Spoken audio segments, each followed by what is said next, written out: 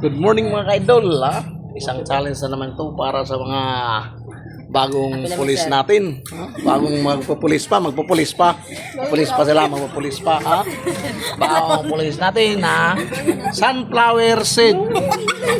Pag maubos nila ito ng kitop kayo, kitop. May tumataginting na nagtaanam na ni 500 pesos. Hala! Sige na. 500 pesos, ha?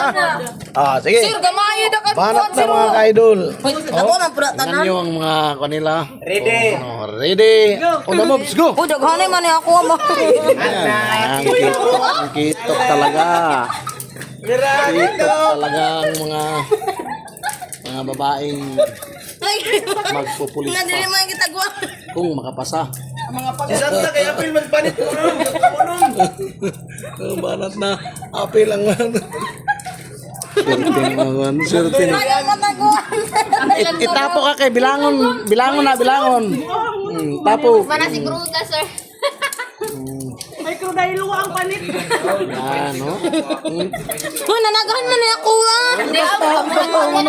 Tiwason lang, oh. Kitop sunflower.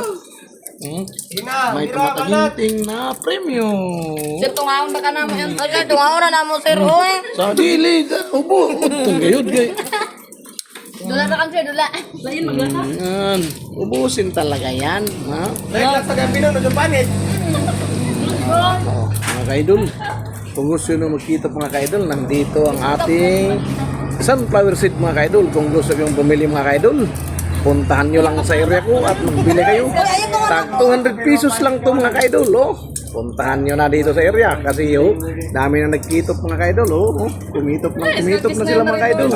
Dahil sa sunflower nito ay mayroong kitop-kitop sila, oh. Aray, limpungan ba?